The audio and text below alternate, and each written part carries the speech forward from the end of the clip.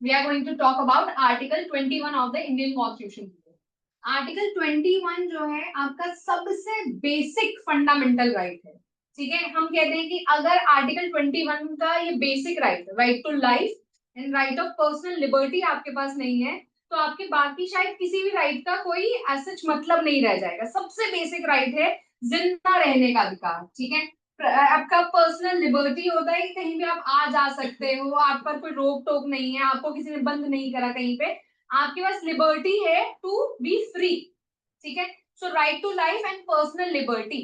Now आपके पास अगर राइट टू लाइफ है या आपके पास राइट ऑफ पर्सनल लिबर्टी है, तो क्या अगर आपको डेथ पेनल्टी कोर्ट देता है तो क्या वो आपके राइट टू लाइफ का वायलेशन है? या अगर जेल में आपको बंद कर दिया तो क्या वो आपके पर्सनल लिबर्टी का वायलेशन है? आर्टिकल 21 कहता है कि no one shall be denied, no one मतलब आपका ये राइट सिटीजन्स और नॉन सिटीजन्स दोनों को मिला हुआ। ठीक है, तो no one shall be denied of their right to life and personal liberty except if it is being done by a procedure established by law. ठीक है, अब हमने ये जो आर्टिकल है आपका ये लिया है यूएसए, जहां पे we use due process of law. तो अब ड्यू प्रोसेस और प्रोसीजर एस्टैब्लिश्ड बाय लॉ, इन दोनों में क्या फर्क है? ड्यू प्रोसेस ऑफ लॉ कहता है कि जो एंड रिजल्ट है मेरा वो जस्टिफाइड होना चाहिए, जस्टिस हुआ हो। एंड में जो भी मैंने लेट्स से आपको सजा सुनाई वो जस्टिफाइड है, समझ आता है कि ये सजा मैंने आपको क्यों सुनाई, रीजन है उस सजा के पीछे, and is justified, this is due process of law. ठीक है, प्रोसीजर एस्टैब्लिश्ड बाय लॉ जो इंडिया फॉलो करता है, इट सेज कि भाई एंड रिजल्ट तो मुझे जस्टिफाइड चाहिए ही, but I want you to justify the procedure, the process through which we have gotten to the end point।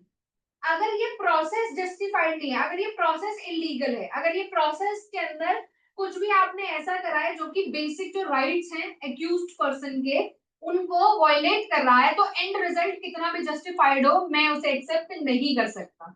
ठीक है, सी इंडिया में क्रिमिनल लॉ में we follow the doctrine of innocent until proven guilty. जब तक prove नहीं हो जाता, कैसे प्रूव? बियॉन्ड रीजनेबल डाउट, कि किसी भी रीजनेबल इंसान के मन में रत्ती भर भी शक नहीं रहना चाहिए कि इस बंदे ने क्राइम करा है या नहीं करा, उसके भी बियॉन्ड जाके मुझे प्रूफ करना है कि इसी ने क्राइम करा है।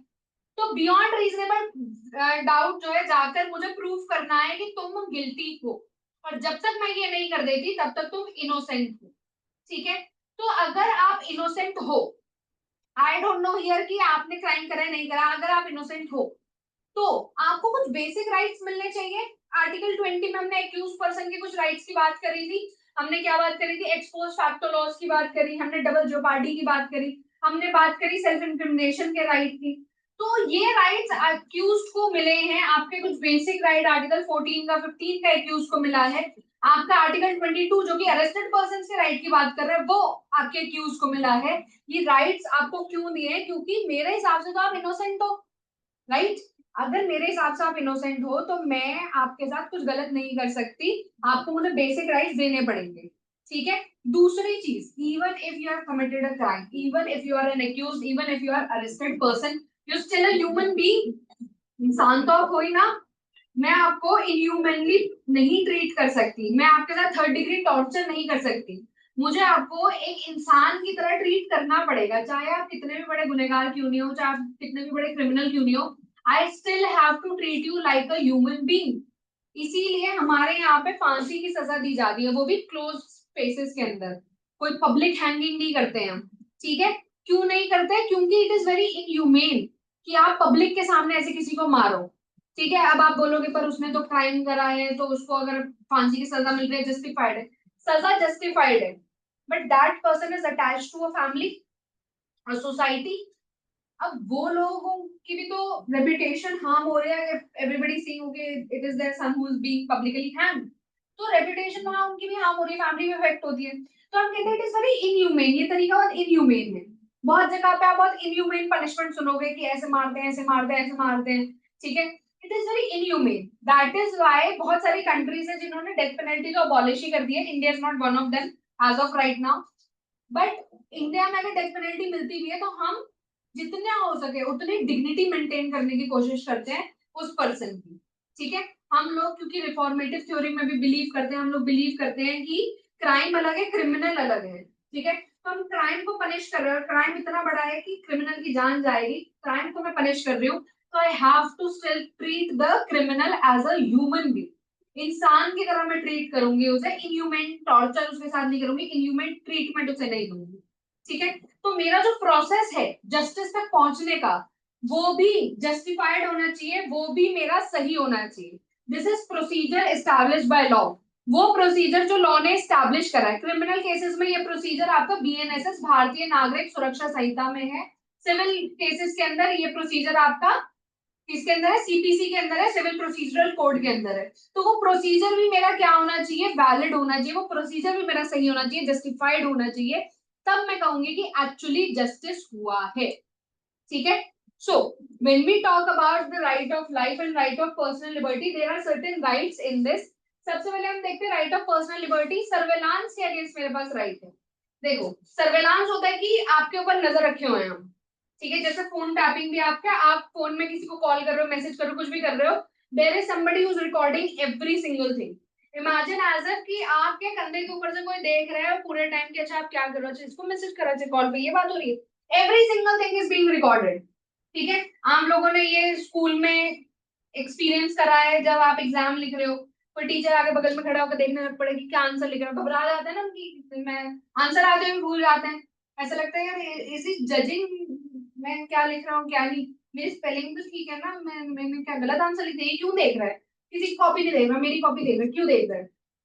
साइकोलॉजिकल एक बहुत वियर्ड आउट हो जाते हैं हम लोग साइकोलॉजिकली कि why are they looking at my copy only, am I doing something wrong, तभी देख रहा होगा, अगर सही लिख रहा होता तो बाकी सब सही लिख रहे हैं, तभी उनकी कॉपी देखी नहीं, मेरी कॉपी क्यों देखी, मेरी राइटिंग अच्छी नहीं है क्या, मैंने कुछ गलत लिख दिया, आप उसको जज करने लग पड़ते एक्सप्रेशन को कि हाँ मुंह बना रहा है, मे बी मैं गलत आंसर लिख रहा हूँ, ठीक है, नहीं लुक्स प्लीज्ड, और maybe I can not tell कि what are they looking like. तो इमेजिन कि आप 24/7 एक्सपीरियंस करोगे, कोई आपके कंधे के ऊपर से देख रहा है पूरे टाइम, आप किससे बात कर रहे हो, किससे मिल रहे हो, क्या बात कर रहे हो, क्या आपने लिखा, क्या उन्होंने लिखा, हर एक चीज पे कोई नजर रखे हुए है। We won't be able to freely move in our life, हम लोग फ्रीली कुछ भी नहीं कर पाएंगे, ठीक है। तो इसीलिए सर्वेलांस और फोन टैपिंग जो है इलीगल जो हो रही है, वो मेरे राइट ऑफ पर्सनल लिबर्टी के अगेंस्ट है, ठीक है। मेरे राइट ऑफ प्राइवेसी के अगेंस्ट है, राइट ऑफ प्राइवेसी जो कि मुझे मिला है बाय पुट्टा स्वामी जजमेंट, रिटायर्ड जस्टिस के S पुट्टा Swami versus union of India 2017 की जजमेंट थी। 9 जज बेंच बैठा था, मेजोरिटी जजमेंट आपके डॉक्टर डीवाई चंद्रचूड़ ने लिखी है, जिन्होंने प्राइवेसी को हमारा फंडामेंटल राइट डिक्लेयर करा। ये चीज आपके ऊपर जो सर्वेलांस हो रही है, फोन टैपिंग हो रही है, आपकी प्राइवेसी के अगेंस्ट है, आपकी पर्सनल लिबर्टी के अगेंस्ट है, आप फ्रीली मूव नहीं कर पाओगे, फ्रीली किसी से बात नहीं कर पाओगे, फ्रीली खुद को एक्सप्रेस नहीं कर पाओगे। ये आपके आर्टिकल 19(1) है, freedom of speech and expression के राइट के अगेंस्ट है कि आपके साथ इलीगल फोन टैपिंग या इलीगल सर्वेलांस हो। Now we have already discuss कि क्या क्या इसमें सेफगार्ड्स हैं मेरे पास, जिनके थ्रू मैं इंश्योर करती हूँ कि अगर फोन टैपिंग हो भी रही है तो लीगली हो, जहां पे रिक्वायर्ड है वहां हो, जितनी रिक्वायर्ड है उतनी ही हो, ठीक है, और जिसकी रिक्वायर्ड है उसी की हो, बाकी किसी की ना हो। तो उसके लिए I have created certain safeguards, ठीक है। तो ये मेरे राइट ऑफ पर्सनल लिबर्टी का वायलेशन है, ठीक है। Now we come to right of life. Now right of life में कोर्ट ने कहा कि देखो जो ह्यूमन बींग्स है वो जानवर नहीं है। लाइफ का मतलब ये नहीं है कि आप बस जानवर की तरह जिंदा हो, सांस ले रहे हो, खाना खा रहे हो गया बस लाइफ। आप जानवर से अलग हो, कोई स्ट्रीट में जो डॉग घूम रहा है आप उससे अलग हो, क्यों अलग हो, क्योंकि आपकी लाइफ में सर्टेन क्वालिटी है, कुछ आपकी सर्टेन डिग्निटी है, ठीक है, कुछ आपकी इज्जत है जो उस डॉग की नहीं है पर आपकी है, आपकी लाइफ में क्वालिटी है जो उसकी लाइफ में नहीं है। तो ये क्वालिटी, ये डिग्निटी ह्यूमन लाइफ को डिफाइन करती है। तो जो भी ऐसी चीज है जो कि ह्यूमन लाइफ में क्वालिटी ऐड कर रही है या उनकी डिग्निटी के लिए जरूरी है, उसे मैं राइट टू लाइफ के अंदर फंडामेंटल राइट बना देती हूँ।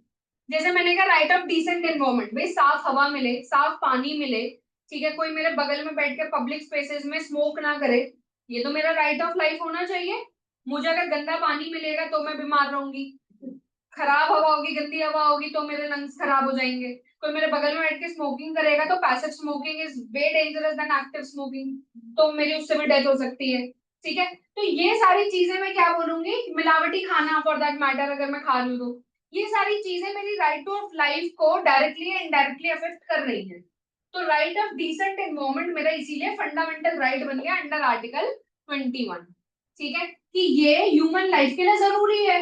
ये अगर नहीं होगा ह्यूमन लाइफ के अंदर तो आप कैसे सरवाइव करोगे? फिर आप में और डॉग में क्या फर्क है? वो भी कहीं पे भी पानी होता है, बारिश का पानी होता है, पडल में नाली होती है, कहीं से भी पानी पी लेता है। Humans can not do that, क्योंकि हमारी लाइफ में अगेन क्वालिटी है, डिग्निटी है। हम लोग ऐसे बारिश का पडल है, कोई गंदा सा मतलब बाइक निकल रही है, वो पडल में से निकाल के पानी नहीं पी सकते। तो we have the right of clean water, of clean air. ठीक है, right of decent environment. Then right to livelihood, job करने का, काम करने का अधिकार। भाई आज के टाइम में अगर आप काम नहीं कर रहे, लेट्स आप पढ़े लिख के, अभी तो आप लोग स्टूडेंट्स हैं, अगर आप पढ़े लिख के अच्छा आपको पढ़ाया लिखाया गया, अच्छे कॉलेज में आपको पढ़ाया लिखाया गया है, हर कैपेबिलिटी आपके पास to get a job, to start working, पर आप घर पे बैठे हो कि नहीं, I do not want to work, it's very tiring, कौन जाए सुबह शाम में, नहीं कम करते, कौन इज्जत करेगा आपकी? क्या कोई डिग्निटी होगी इस लाइफ में? आप अभी भी अपने ओल्ड पेरेंट्स जो भी अर्न कर रहे हैं उस पर आप जी रहे हो, वो लोग जो अर्न करके आपको दे रहे हैं उसी से आपका खर्चा पानी सब चल रहा है। क्या ऐसी लाइफ में कोई डिग्निटी है, कोई इज्जत है? कोई करेगा आपकी इज्जत? कोई भी नहीं करेगा। तो राइट ऑफ लाइवलीहुड, जॉब करने का अधिकार आपका फंडामेंटल राइट अंडर आर्टिकल 21। कोई आपको काम करने से, जॉब करने से रोक नहीं सकता। ठीक है, then we have right of health. Parmanand Katara का हमारे पास केस था, इसके अंदर क्या हुआ, देयर वाज दिस पर्सन जिसका एक्सीडेंट हुआ। जब उसे हम हॉस्पिटल लेकर आए तो डॉक्टर्स ने कहा नहीं नहीं, पहले तो एफआईआर होगी क्योंकि एक्सीडेंट केस है, उसके बाद फिर आप फॉर्म वॉर्म भरो हमारे हॉस्पिटल के, then we'll start with the treatment. तो कोर्ट ने कहा कि भाई ये जो भी प्रोसीजर है, क्या कोई भी प्रोसीजर, कोई भी कागज ह्यूमन लाइफ से बड़ा है क्या? कोई भी ये प्रोसीजर है कि एफआईआर करवाओ, फॉर्म भरो, ये सब क्या ह्यूमन लाइफ से बड़े हैं? आप एक इंसान को मरने दे रहे हो क्योंकि आपका प्रोसीजर पूरा नहीं हुआ। Does it make sense? कोई भी अगर आया है पेशेंट क्रिटिकल कंडीशन में, आप उसको बेसिक इलाज करो, फर्स्ट एड दो उसे, नॉर्मल स्टेबलाइज करो उसे, उसके बाद पूरा प्रोसीजर कर लो, what's the matter there? But आप अगर कह रहे हो कि नहीं नहीं पहले तो प्रोसीजर होगा फिर उसके बाद हम इसका इलाज करेंगे, तो ये तो गलत कर रहे हो आप। तो राइट ऑफ हेल्थ इस केस से आया था कि कोर्ट ने कहा कि आपका फंडामेंटल राइट है कि कोई आपसे ये राइट छीन नहीं सकता, आपकी लाइफ नहीं छीन सकता because of some procedure, because of some pieces of paper. ठीक है, तो राइट ऑफ हेल्थ मेरा फंडामेंटल राइट यहाँ बना। Then we have right of education. Now education is extremely important right, understand this. DPSP में directive principle of state policy है कि education provide करनी है, फंडामेंटल ड्यूटी है मेरी एजुकेशन प्रोवाइड करनी है। एजुकेशन इतना जरूरी है कि इंसान के लिए, for their livelihood, for their you would say dwelling के लिए जरूरी है, लाइवलीहुड के लिए जरूरी है, एक डिग्निटी के लिए जरूरी है, लाइफ में क्वालिटी के लिए जरूरी है। बेसिक राइट एजुकेशन मेरा इतना जरूरी है। आर्टिकल 21 के अंदर राइट टू लाइफ के अंदर मैंने एजुकेशन को फंडामेंटल राइट माना, but still I wanted something concrete कि लोग गलती से भी ना सोचे कि क्या एजुकेशन मेरा राइट है, नहीं है, क्वेश्चन ना उठे। We amended the constitution to add article 21A in the Indian constitution which talks about right to education। 6 to 14 years के जो बच्चे हैं उनके पास क्वालिटी एजुकेशन का राइट है। ये इतना इंपॉर्टेंट राइट, हमने इसके लिए अलग से एक एक्ट भी बनाया, right of free and compulsory education for this children. हमने गाइडलाइंस बनाई है, पेरेंट्स है, हमने फ्री और कंपल्सरी एजुकेशन रखी है। फ्री एजुकेशन है, गवर्नमेंट स्कूल में आप भेजो बच्चे को, फ्री एजुकेशन मिलेगी 6 से 14 साल तक के बच्चे को। ठीक है, पेरेंट्स भेज नहीं रहे बच्चे को कि इससे तो हम काम करवा लेंगे, पैसा कमाएगा, स्कूल जाके क्या करेगा। कंपल्सरी है ये राइट देना, 6 टू 14 ईयर्स के स्टूडेंट्स को कंपल्सरी है ये राइट देना। अगर पेरेंट्स जबरदस्ती बच्चे को स्कूल नहीं भेज रहे हैं तो उस केस में पेरेंट्स पर भी हम कार्रवाई करवा सकते हैं कि ये अपने बच्चों से उनका बेसिक ह्यूमन राइट छीन रहे हैं, उनका बेसिक फंडामेंटल राइट छीन रहे हैं। That is how important we have how much importance we have placed on right of education। Then we have right of legal aid। अगर आपके ऊपर केस हो जाता है और आपके पास इतने पैसे नहीं है कि आप लॉयर हायर कर सको, ठीक है, या उस मोमेंट में यू आर नॉट श्योर कि what you are supposed to do, you do not have a lawyer, आपको टाइम लगेगा ढूंढने में, तो उस केस में आपका फंडामेंटल राइट है कि आपको लीगल एड मिले। ये डीपीएसपी भी है कि फ्री लीगल एड मिलनी चाहिए लोगों को। आपका फंडामेंटल राइट है कि आपको लीगल एड मिलनी चाहिए। This is something that law colleges do. एक लीगल एड क्लिनिक होता है मोस्टली हर एक लॉ कॉलेज में, जहाँ कोई भी आके अपनी प्रॉब्लम्स जो है आपको बता के आपसे एक सोल्यूशन ले सकता है। स्टूडेंट्स वॉलंटियर करते हैं ऐसे लीगल एड क्लिनिक्स के अंदर, वो आपकी प्रॉब्लम सुनेंगे, if they have the solution they will tell you the solution. Let's say कि the problem is very complex और उन्हें समझ नहीं आ रहा, तो they get help from their faculties and they will connect you to some lawyer also. In extreme cases वो आपको एक लॉयर से भी कनेक्ट कर देंगे। देन वी हैव नालसा जैसे प्लेटफॉर्म जो कि अगेन लीगल एड प्रोवाइड करते हैं, ठीक है, नेशनल लेवल पे। फिर स्टेट लेवल पर आपके लीगल एड क्लिनिक्स हैं, उसके ये तो आपके गवर्नमेंट इनिशिएटिव्स हो गए, ठीक है। इसके अलावा ड्राइव्स चलती हैं, ठीक है, पैरालीगल वॉलंटियर्स होते हैं जो कि जाते हैं अलग अलग जगहों पे, ऐसी जगहें जहां पे आपको पता है कि लोगों को उनके लीगल राइट्स नहीं पता होंगे या उन्हें हेल्प की जरूरत है।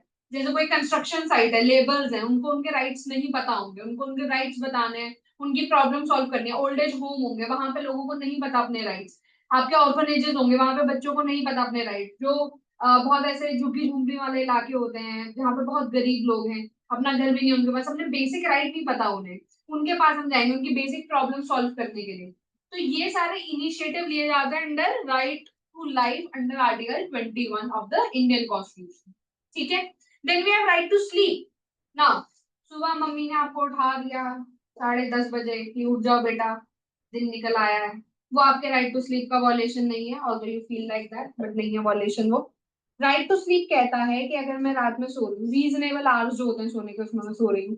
पुलिस वाले लेक्चर रात के 3 बजे आ गए, उन्होंने कहा मुझे घर की तलाशी लेनी है, we have some credible information, घर में कोई चोर छुपा है, ठीक है, ले लो तलाशी। अगले दिन फिर आ गए कि हमें क्रेडिबल इन्फॉर्मेशन है, आप चोरी की ज्वेलरी रखी हुई है। अगले दिन फिर आ गए, हमारे पास क्रेडिबल इन्फॉर्मेशन है, यहाँ पे कोई क्रिमिनल है। अगले दिन फिर आ गए। यार आप बार बार लगातार आए जा रहे हो, रीजनेबल जो एक स्लीपिंग आवर्स होते हैं उसके अंदर बार बार मेरी स्लीप डिस्टर्ब कर रहे हो।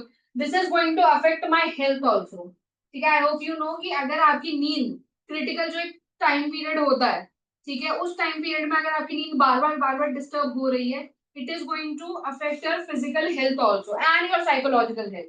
अगर नींद लोगों को प्रॉपर नहीं मिलती है, they can start hallucinating things, they can start seeing things that are not there, they can start hearing things that are not there, ठीक है। साइकोलॉजिकली एक ये बहुत डिबेटेड वे ऑफ टॉर्चरिंग है कि कोई अगर आपने किसी प्रिजनर को पकड़ा है तो आप उसको सोने नहीं देते हो, वो इतना स्लीप डिप्राइव हो जाता है, this is a huge psychological torture कि आप उसको सोने नहीं दे रहे हो, because it is going to effect your physical and mental health also.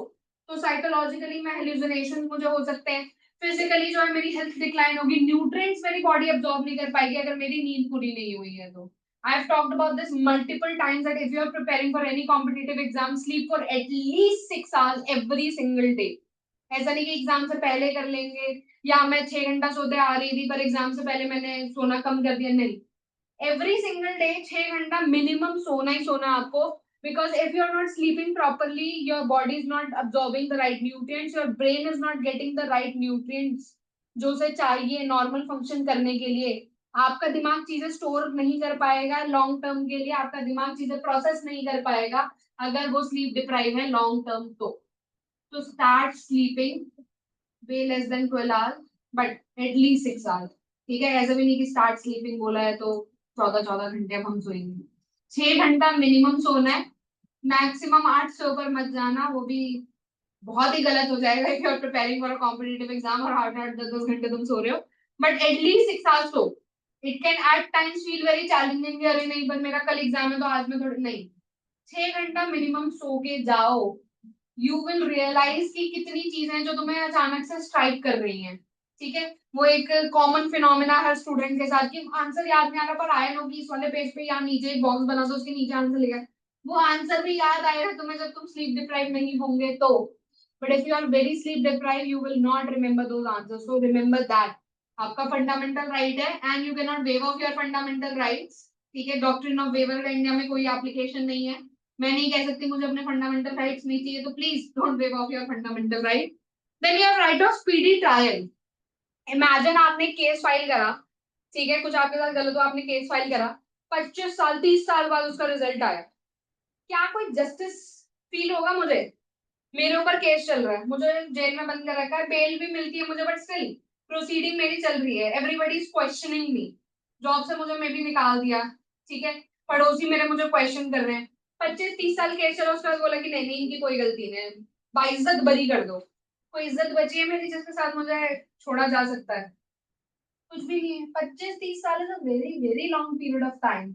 I have nothing left, I have no family left, ठीक है, जो एक सपोर्ट फैमिली का मेरे साथ एक सपोर्ट स्ट्रक्चर था, maybe I have no friends left, maybe I have no job, no opportunities, मैं कहीं पर भी जाऊंगी तो पीपल विल से ओके इस पे तो केस हुआ था, नोबडी केयर्स, ये इनोसेंट अंटिल प्रूवन गिल्टी, लोग को फर्क नहीं पड़ता।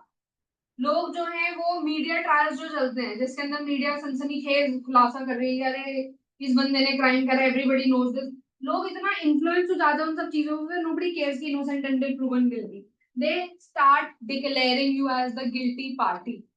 तो अगर मेरा केस इतने लंबे लंबे सालों तक चल रहा है, चाहे मैंने केस फाइल करा है या किसी ने मेरे ऊपर केस करा, अगर वो इतने लंबे टाइम चल रहा है, एंड में अगर मेरे फेवर में भी डिसीजन आया, आई won't feel any sort of justice.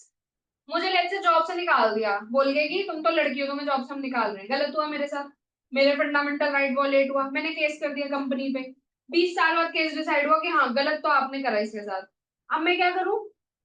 Wrongfully terminate मैं 20 साल पहले हुई थी, अब वो 20 साल बाद मैं, हाँ आपके साथ गलत हुआ, क्या करूं? I won't feel any justice there. In fact I will feel कि ये मेरे साथ एक बड़ा और इनजस्टिस हो गया कि 20 साल मैंने अपनी लाइफ के कोर्ट में निकाल दिए, मैं जा रही हूँ रेगुलरली, अपनी डेट जब भी लग रही है रेगुलरली कोर्ट जा रही हूँ, वकील को इतना पैसा दे रही हूँ, और एंड में रिजल्ट क्या है? 20 साल बाद ठीक है मेरे फेवर में डिसीजन है, but would I feel any sort of justice? Justice delayed is justice denied, as simple as that. अगर जस्टिस इतना डिले हो रहा है, देखो थोड़ा बहुत डिले होगा, 2-4 साल लगेंगे, क्यों लगेंगे? क्योंकि प्रोसीजर ही बहुत लंबा है हमारा, हमारा प्रोसीजर लंबा है because we want to make sure कि जो इनोसेंट पार्टी है उसको जस्टिस मिले, इसीलिए प्रोसीजर इतना लेंदी है, तो टाइम लगेगा, पर इतना एक्सट्रीम टाइम भी नहीं लगना चाहिए। तो राइट अ स्पीडी ट्रायल, ये मेरा फंडामेंटल राइट अंडर आर्टिकल 21 की, मेरी लाइफ में कोई क्वालिटी नहीं बचेगी, मेरी कोई डिग्निटी नहीं बचेगी अगर मेरा केस इतने सालों साल चलेगा तो, ठीक है? So this is my fundamental right under article 21। Then we have the very controversial right to die. अब हमने कहा कि देखो आर्टिकल 19(1) ये कह रहा है कि freedom of speech and expression है, बिजॉय मैनुअल के केस ने कहा कि राइट ऑफ साइलेंस भी है, कि बोलने का अधिकार है तो चुप रहने का भी अधिकार है, तो अगर जीने का अधिकार है राइट टू लाइफ के अंदर, तो मरने का अधिकार भी होना चाहिए, ठीक है? नाउ अंडरस्टैंड कि right of die doesn't stem from people just saying कि I am tired of living, let me just die, ऐसा नहीं है simple. We are talking about cases जहां पे देयर इज दिस पर्सन जो कि कंप्लीटली लेट्स से पैरालाइज्ड है, अपनी आंखें भी नहीं झपक सकता, मुड़ नहीं सकता, हाथ पांव नहीं ला सकता, एक उंगली नहीं ला सकता अपनी बॉडी की, बिस्तर पे पड़ा हुआ है 10 सालों से, क्या कोई क्वालिटी है इस लाइफ में? कोई डिग्निटी है इस लाइफ में? तुम अपनी बॉडीली फंक्शन कंट्रोल नहीं कर सकते, तुम्हें अगर अपने बॉडी से वेस्ट एक्सक्रीट करना है, there is somebody who is helping you and you can not signal when you need to go, तो most of the time you are spoiling yourself, right? क्या इस लाइफ में कोई डिग्निटी है, कोई क्वालिटी है इस लाइफ में? एक औरत है 20 सालों से वो वेंटिलेटर पर है, अगेन बॉडी का कोई फंक्शन नहीं कर सकती, she turns out to be pregnant one day, it turns out that she is pregnant, hospital में 20 सालों से कोमा सिचुएशन में, मूव नहीं कर सकती, बॉडी का कोई फंक्शन नहीं कर सकती, वेंटिलेटर पे 20 सालों से, प्रेग्नेंट हो जाती है, कैसे प्रेग्नेंट हुई होगी? कंसेंट तो दे नहीं सकती वो अपनी, तो somebody must have forced themselves on her, they must have raped her, and we do not know ये पहली बार हुआ है, कितनी बार हो चुका है, कितनी बार नहीं। You could assume कि the moment that she was admitted in this place nursing home, उसी दिन से शायद उसके साथ रेप हो रहा है, डेली हो रहा है, दिन में शायद और भी बार हो रहा है, या मे बी ये पहली बार ही उसके साथ हुआ था। चाहे पहली बार हुआ हो, चाहे 10,000 बार हो चुका हो, चाहे 1 लाख बार हो चुका हो, गलत है, राइट? एक बार भी अगर हुआ है तो गलत है। आपने एक औरत की जो एक बेसिक डिग्निटी है उसको अफेक्ट करा, उसको खत्म करा है, अफेक्ट भी खत्म करा है। क्या इस लाइफ में कोई डिग्निटी है, क्वालिटी है इस लाइफ के अंदर? नहीं है, एज सिंपल एज दैट, नहीं है। तो इसीलिए क्वेश्चन उठा था कोर्ट के अंदर on section 309 of Indian penal code. तुम्हारा पहले क्रिमिनल लॉ हुआ करता था, अब वी हैव बीएनएस, भारतीय न्याय संहिता। तो इंडियन पीनल कोड में सेक्शन 309 था जो कि क्रिमिनलाइज करता था सुसाइड को, कि अगर आप सुसाइड अटेम्प्ट करोगे तो that is a criminal offence, ठीक है? आपको 1 साल तक की सजा मिलेगी और फाइन लगेगा, ठीक है? तो इस सेक्शन के ऊपर क्वेश्चन उठा कि आप इस बंदे को मरने दो, ठीक है? आप इस बंदे को जाने दो, मरने दो, इसकी लाइफ में कोई क्वालिटी नहीं है, कोई डिग्निटी नहीं है। So section 309 is violative of my fundamental right under article 21, क्योंकि मेरे पास जीने का अधिकार है तो मरने का अधिकार भी होना चाहिए, ठीक है? तो we have a series of cases जहां पे ये क्वेश्चन उठा था कि क्या आपके राइट ऑफ लाइफ के अंदर राइट टू डाई आना चाहिए या नहीं।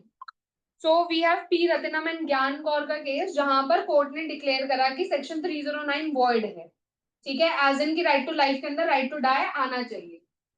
But then we have other cases जहां पे बोला गया कि नहीं, देखो, freedom of speech and expression में फ्रीडम ऑफ साइलेंस के पीछे ये रीजन नहीं कि बोलने का अधिकार है तो चुप रहने का भी अधिकार है, सिर्फ इतना रीजन नहीं है, there is a whole complex legal battle there कि क्यों हमने फ्रीडम ऑफ साइलेंस को रिकॉग्नाइज करा 19(1)(a) का पार्ट, ठीक है।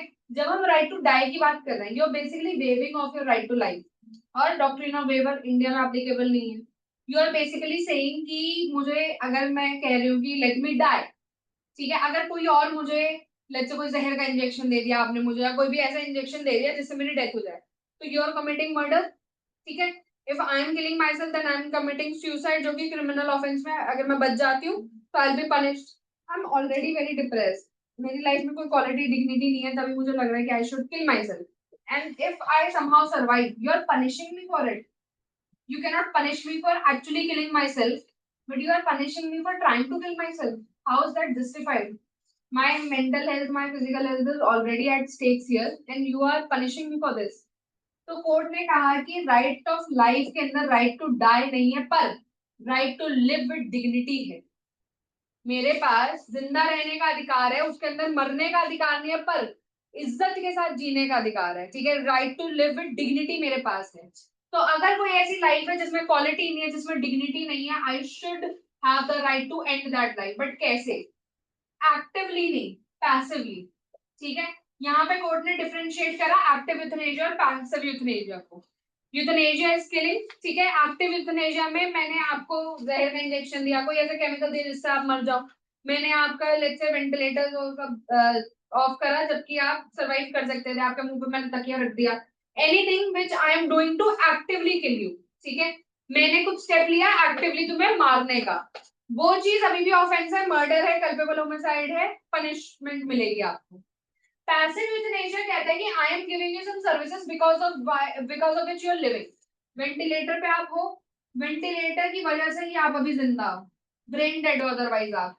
वेंटिलेटर अगर मैंने बंद कर दिया तो आपके लंग्स काम करना बंद हो जाएंगे, हार्ट काम करना बंद हो जाएगा, बॉडीली फंक्शन बंद हो जाएंगे, आप डेड डिक्लेयर हो जाओगे। अभी सिर्फ वेंटिलेटर की वजह से आप जिंदा हो, otherwise you our brain dead, आपके ब्रेन में कोई एक्टिविटी नहीं है। तो पैसिव यूथनेशिया कहता है कि अगर मैंने वेंटिलेटर ऑफ करा, जो सर्विसेज मैं आपको दे रही थी जिंदा रखने के लिए, वो अगर मैंने वापस ली और आप सरवाइव नहीं कर पाए, तो वो पैसिव यूथनेशिया है। अगर आप उसका सरवाइव कर गए तो मैं एक्टिवली कुछ नहीं कर सकती आपको मारने के लिए, ठीक है। तो ये एक्टिव और पैसिव यूथनेशिया की बात हुई। फिर कोर्ट ने एक केस में कहा कि you should make your living will. Living will का क्या कंसेप्ट है? लिविंग विल कह रहा है कि जिंदा रहते रहते डायरेक्टिव बना दो अपने लिए कि कल को अगर मुझे कुछ भी होता है, कल को अगर मेरी ऐसी हालत हो जाती है कि मैं इस सिचुएशन में हूँ या इस पोजीशन में हूँ कि मैं अपने मेडिकल डिसीजन खुद नहीं ले सकती, ठीक है, मैं ब्रेन डेड हो जाती हूँ, कोमा में चली जाती हूँ, कुछ ब्रेन इंजरी हुई है मुझे, तो उस केस में मेरे मेडिकल डिसीजन कौन लेगा? Let's I nominated my mother कि मेरी मॉम मेरे सारे मेडिकल डिसीजन लेगी, ठीक है, या मैंने लिख दिया वो डिसीजन कि देखो I do not want to be in a vegetative state. Vegetative state होता है जहां पर आप अगेन बॉडी का कोई फंक्शन नहीं कर सकते, कोमा में हो जैसा। मुझे वेजिटेटिव स्टेट में नहीं रहना, मैंने कहा okay let's do one thing, if I go into coma और मेरी ब्रेन एक्टिविटी या तो कुछ हो नहीं रही है या डिक्लाइन हो रही है, दिन पर दिन कम हो रही है, तो keep me alive for maximum of 2 to 3 weeks. आप 2 से 3 हफ्ता, जैसे 2 हफ्ते आप देखो, अगर वो डिक्लाइन हो रही है या स्टेबल है पर इंप्रूवमेंट कुछ दिख नहीं रही है और डॉक्टर का ओपिनियन है कि इंप्रूवमेंट दिखेगी भी नहीं, ठीक है, या they do not know improvement दिखेगी या नहीं, तो 2 हफ्ते बाद लेट मी गो, ठीक है। 2 हफ्ते से ज्यादा मुझे वेंटिलेटर पे मत रखना। मैंने ये डायरेक्टिव लिख दिया, लिविंग विल बनाई, रजिस्टर करवाए थे कोर्ट में। अब अगर कल को मैं ऐसी सिचुएशन में हूँ कि अपने मेडिकल डिसीजंस नहीं ले सकती, तो ये लिविंग विल मेरे पेरेंट्स लेके जाएंगे हाई कोर्ट के पास। हाई कोर्ट अपनी एक टीम भेजेगा डॉक्टर की, वो टीम देखेगी कि अच्छा हाँ, जो इस डॉक्टर ने जो भी अभी मेडिकल मेरा ट्रीटमेंट कर रहा है, उसने भी कहा कि कोई ब्रेन एक्टिविटी नहीं है, या ब्रेन एक्टिविटी डिक्लाइन हो रही है, या ब्रेन डेड हो गया है। वो एक बार ये चीज देख लें, एक बार वो लोग कह दें कि हाँ ब्रेन एक्टिविटी नहीं है या ब्रेन डेड हो गया पर्सन, तो फिर वो लिविंग विल को एग्जीक्यूट हम करेंगे 2 हफ्ते बाद, तब मुझे जाने दिया जाएगा, ठीक है। अगर लिविंग विल आपकी रजिस्टर्ड नहीं है, एग्जीक्यूट नहीं होगी, फिर आपके मेडिकल डिसीजन जो भी ले रहा है उनकी मर्जी वहां पर चलेगी। उन्होंने कहा कि नहीं इसको रखो वेंटिलेटर पे, या इसको जो है आप रखो यहाँ पर कोमा में, तो भी कोई बात नहीं, आप रखो इसको हॉस्पिटल में, तो फिर मुझे वहीं पे वैसे रखा जाएगा। ठीक है, तो लिविंग विल आप अपनी बना सकते हो, अपना मेडिकल डायरेक्टिव उसमें लिख सकते हो कि आप क्या चाहते हो कि आपके साथ क्या हो अगर कल को आप ऐसी सिचुएशन में हो कि आप अपने मेडिकल डिसीजंस नहीं ले सकते। ठीक है, तो राइट ऑफ लाइफ में राइट टू डाई नहीं है, पर right to live with dignity है, विच मीन्स कि एक्टिव यूथनेशिया अलाउड नहीं है, पर पैसिव यूथनेशिया अलाउड है। एंड मेरे पास लिविंग विल बनाने का भी राइट है, जहां मैं लिविंग विल बना के अपने डायरेक्टिव्स बता सकती हूँ कि what do I want that should happen to me. Okay, so this was all we have in article 21.